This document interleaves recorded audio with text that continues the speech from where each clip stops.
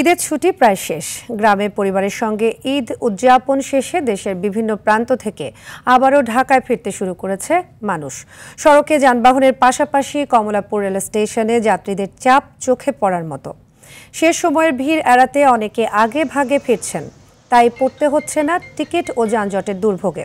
স্বাভাবিক রয়েছে রেলের শিডিউলও, তবে করোনা ভাইরাস সংক্রমণ প্রতিরোধে স্বাস্থ্যবিধি মেনে চলার নির্দেশনার কার্যকারিতা দেখা যায়নি কোথাও।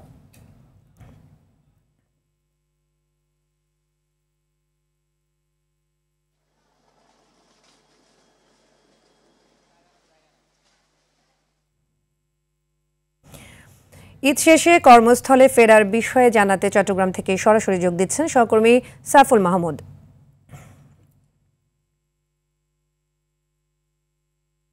সাইফুল, ঢাকামুখী মানুষের ভিড় কেমন দেখছেন? ব্যবস্থাপনা নিয়ে কোনো অভিযোগ আছে কিনা আমাদের জানাবেন।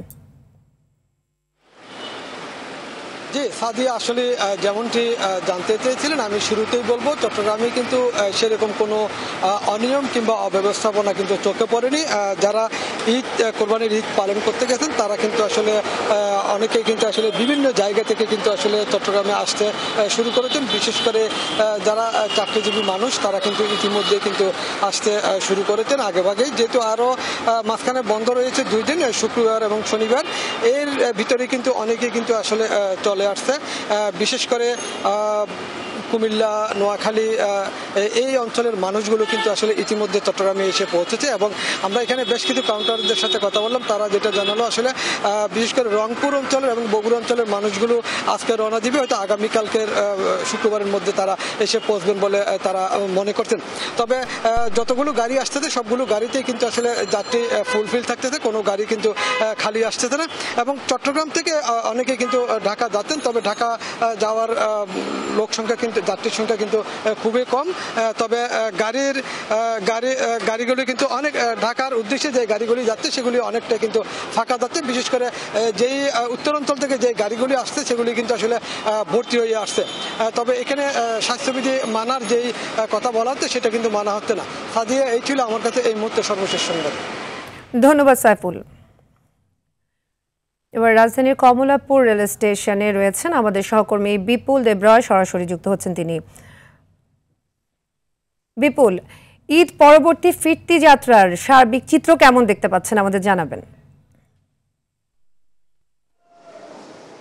সাদিয়া, আসলে ফিরতি যাত্রা শুরু হয়েছে প্রায় সকাল থেকে, গতকাল থেকে চলছিল, কিন্তু আজকে একেবারে ভরপুর যাত্রীদের আমরা দেখতে পেয়েছি। বিশেষ করে বাস স্টেশনগুলোকে যেমন করে ভিড় দেখেছি, ঠিক একই চিত্র কিন্তু কমলাপুর রেল স্টেশনে আমরা দেখতে পাচ্ছি। অর্থাৎ সকাল থেকে প্রায় এটা সহ প্রায় 24টি ট্রেন ঢাকায় আসছে, অর্থাৎ কমলাপুর রেল স্টেশনে আছে। অর্থাৎ সারা দেশ থেকে বিভিন্ন প্রান্ত থেকে গতকাল রাত থেকে শুরু করে যে ট্রেনগুলো ছেড়ে আসছিল সেগুলো আজকে সকাল থেকে কিন্তু পৌঁছাতে শুরু করেছে। এবং আমরা দেখেছি এখন যে ট্রেনটি এসেছে রাজশাহী থেকে, এবং যাত্রীদের সাথে কথা বলেছি, রাজশাহীর যে যাত্রীরা তারা আমাদেরকে জানিয়েছেন যে আসলে নির্বিঘ্নে একেবারে ভোগান্তি ছাড়াই কিন্তু তারা কিন্তু এবার পৌঁছেছেন। অর্থাৎ যাওয়ার সময় যে ভোগান্তিটা ছিল ট্রেনে ওঠার সময়, আসার সময়, যাওয়ার সময়, সেই সমস্যাটা থেকে মুক্তি পেয়েছে তারা। এবং তারা বলছেন যে দীর্ঘদিনের যে একটা ছুটি সেটি থাকার কারণে তারা এখন যে ফেরত যে আসার যে বিষয়টি সেটি তারা স্বস্তিতে আসতে পারছেন। সেই সাথে এখানে কয়েকজন যাত্রীদের সাথে করেছি যে টিকিটের যে কালোবাজারি এবং টিকিটের যে সমস্যাটা ছিল সেটা ফিরতির ক্ষেত্রে অর্থাৎ আসার ক্ষেত্রে সেটি হয়নি, ভোগান্তি হয়নি। অর্থাৎ বলা যায় নির্বিঘ্নে তারা আসছেন। তবে তারা বলছেন যে আসলে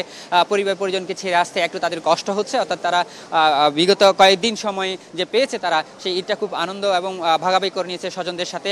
সেই জন্য তারা বলছেন যে এখন যে তারা ফেরত আসছেন সেক্ষেত্রে কিছুটা কষ্ট হলেও এবারের ঈদটা ছিল অনেকটা স্বস্তিদায়ক। এবং সেই সাথে আরেকটি বিষয় জানতে চাই যে সরকারের যে নির্দেশনা স্বাস্থ্যবিধি মানার যে বিষয়টি করোনা ভাইরাস প্রতিরোধে সেটি কিন্তু মানা হচ্ছে না বলে জানা যায়। যে এখানকার যারা যাত্রীরা আছেন তারা এই সচেতনতার সম্পর্কে এখনো পর্যন্ত জানেই না। অর্থাৎ মাস্ক পরার যে বিষয়টি আমরা সেটি চোখে পড়েনি, এমনটাই আমরা দেখেছি। তো সাদিয়া, এই ছিল আমার কাছে সর্বশেষ তথ্য। ধন্যবাদ আপনাকে।